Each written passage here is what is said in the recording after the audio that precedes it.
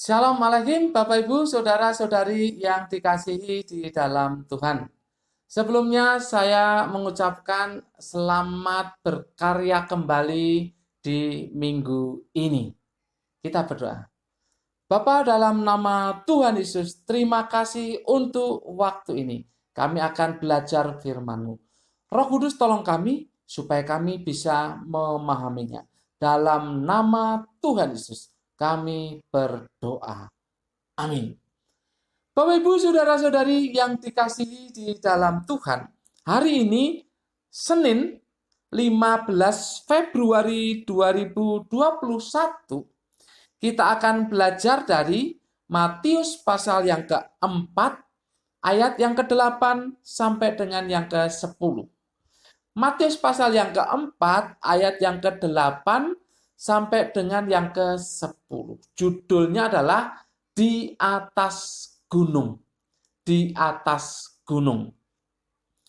Bapak Ibu Saudara-saudari yang dikasihi dalam Tuhan, bagi para penggemar pendakian gunung, pasti akan sangat senang ketika sudah berada di atas gunung itu. Apalagi sudah mencapai puncaknya. Kalau saya tidak mempunyai pengalaman mendaki gunung, kecuali naik ke Gunung Sinai. Saya sudah 3 kali naik ke Gunung Sinai sampai puncaknya. Tapi kan naik Gunung Sinai 3/4 perjalanan naik itu kan dibantu dengan onta. Jadi naik onta. Setelah sampai kepada pos onta yang terakhir, kita turun baru naik ke puncak Gunung Sinai. Itu pun sudah setengah mati ya. Sudah capek sekali ketika sampai di puncak.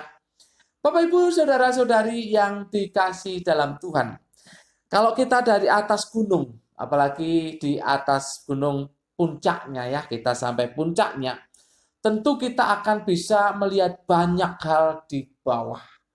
Dan kesannya itu indah. Banyak hal di bawah yang kita lihat itu kesannya indah.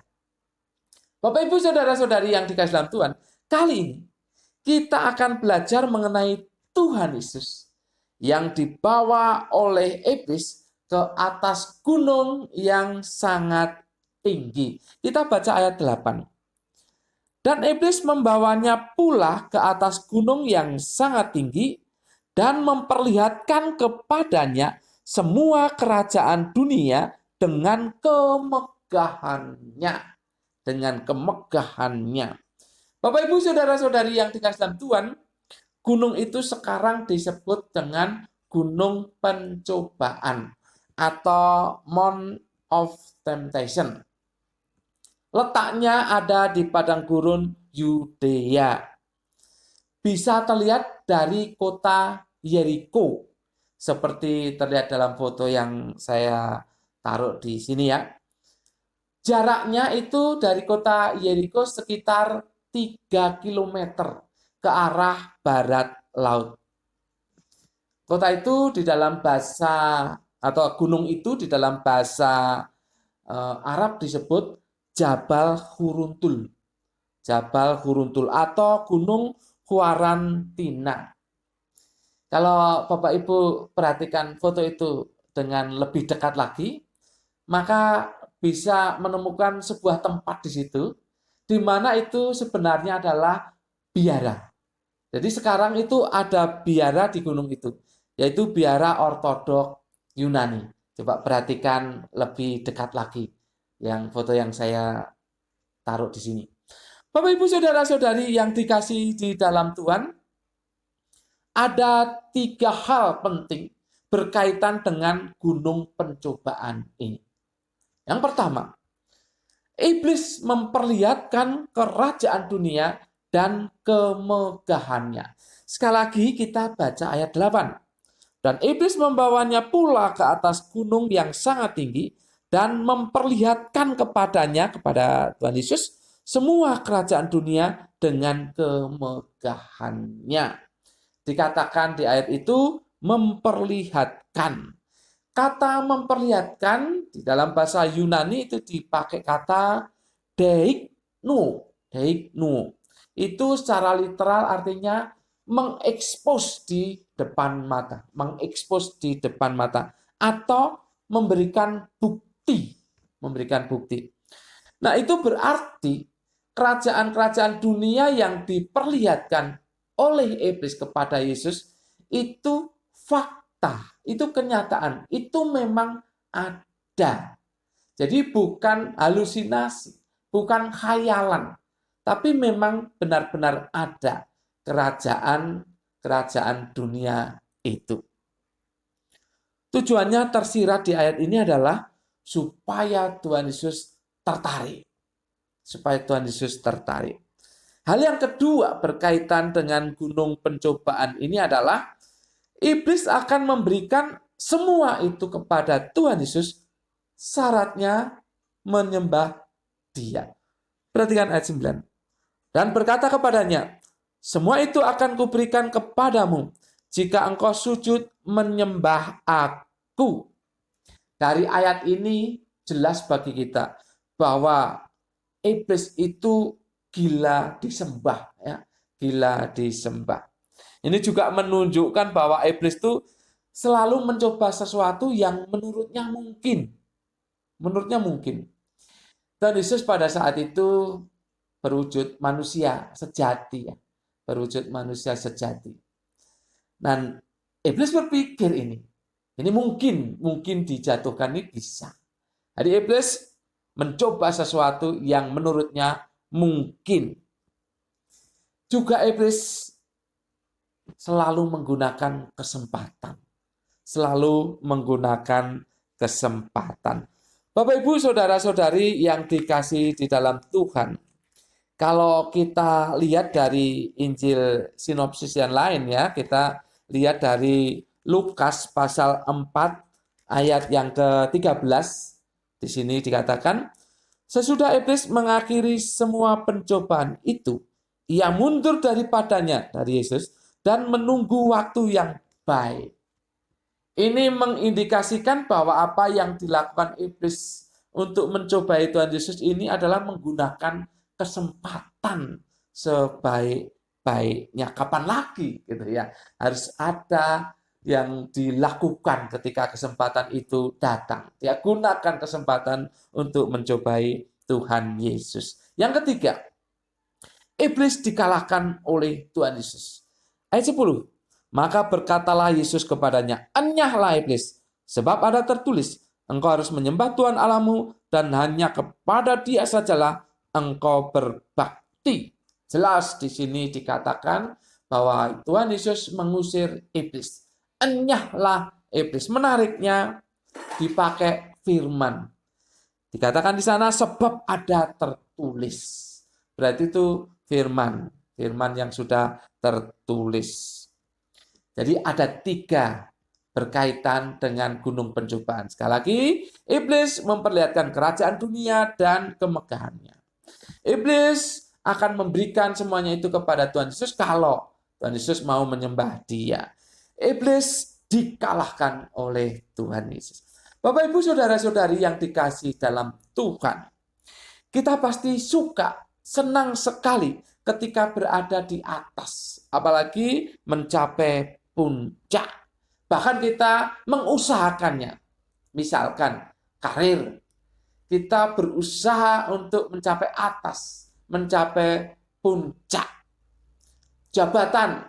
Wah, kita berusaha untuk mendapatkan jabatan tinggi, bahkan tertinggi. Harta benda, uang misalkan. Kita berusaha dengan berjualan, berdagang, atau apapun juga, membuka usaha, kita bisa mendapatkan sebanyak mungkin, kalau bisa paling banyak di lingkungan kita. Kita ingin mencapai puncak, mencapai atas dari karir kita, jabatan kita, keuangan, ekonomi kita, bahkan pelayanan. Kita senang sekali kalau sudah mendapatkan jabatan-jabatan di dalam pelayanan, apalagi sebagai pimpinan, kepala atau ketua, begitu ya. Kita senang sekali di gereja sebagai ketua atau sebagai gembala, ya. Itu kita senang sekali sudah mencapai puncak. Tapi saya ingatkan, hati-hati. Hati-hati. Ketika ada di atas atau puncak dari karir kita, jabatan kita, keuangan ekonomi kita, atau bahkan juga pelayanan kita, disitulah pencobaan menerpa kita dengan kerasnya. Dengan kerasnya. Pencobaan datang menerpa kita dengan kerasnya. Bapak, Ibu, Saudara-saudari yang dikasihi di dalam Tuhan. Bukannya tidak boleh sampai ke puncak. Bahkan kita mengusahakannya. Bukannya tidak boleh. Tetapi hati-hati. Selalu ada mawas diri. Selalu ada kewaspadaan terhadap diri sendiri.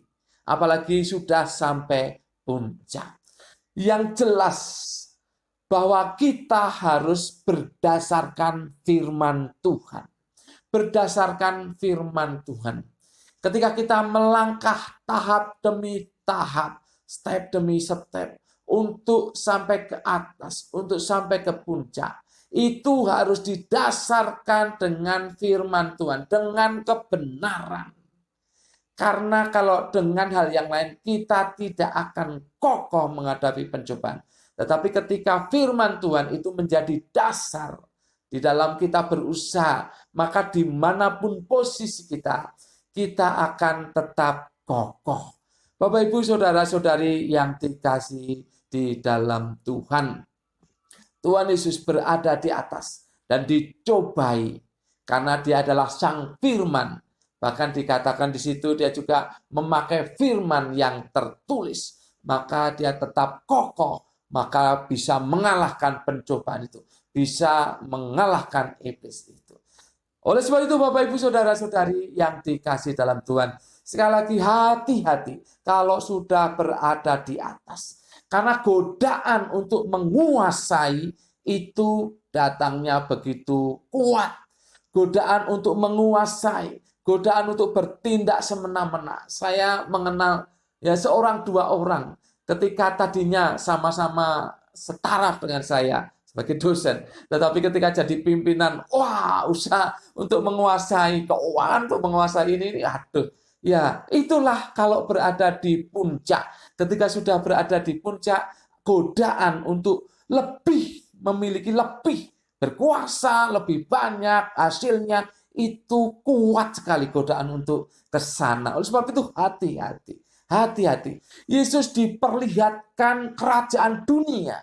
Dan Dia bisa memilikinya. Itu godaannya. Bisa memilikinya. Anda dan saya juga digoda. Bisa melihat keadaan-keadaan atau hal-hal yang bisa kita raih lagi. Kita raih. Dan itu godaan terbesar. Dan kita bisa memakai berbagai macam cara. Khususnya jabatan kita. Khususnya posisi kita yang ada di atas. Yang ada di puncak itu. Untuk menguasai semuanya. Termasuk di dalam pelayanan. Kita bisa menguasai pelayanan yang ada. Seluruhnya kalau bisa kita kerjakan sendiri. Kita bisa tergoda untuk hal itu. Kalau kita tidak melangkah berdasarkan firman Tuhan. Oleh sebab itu, Anda di atas ataupun tidak. Anda yang sedang merangkak ke atas ataupun yang sudah mencapai puncak. Tetaplah berdasarkan firman Tuhan. Sehingga tidak jatuh ke dalam pencobaan. Tidak jatuh ke dalam godaan yang ingin menguasai semuanya itu. Anda akan menang menghadapi pencobaan karena firman Tuhan menjadi dasar dalam kehidupan Anda saat ini maupun yang akan datang. Amin. Mari kita berdoa. Bapa, dalam nama Tuhan Yesus, terima kasih untuk firman Tuhan ini. Kami sudah belajar. Roh Kudus tolong kami supaya kami tetap kuat. Karena kami hidup berdasarkan firman Tuhan. Sehingga baik kami berada di bawah maupun di atas dan di puncak, kami tetap berdasarkan firman Tuhan. Dalam nama Tuhan Yesus kami berdoa dan mengucap syukur. Semua yang percaya katakan, amin. Tuhan memberkati Bapak, Ibu, Saudara-saudari senantiasa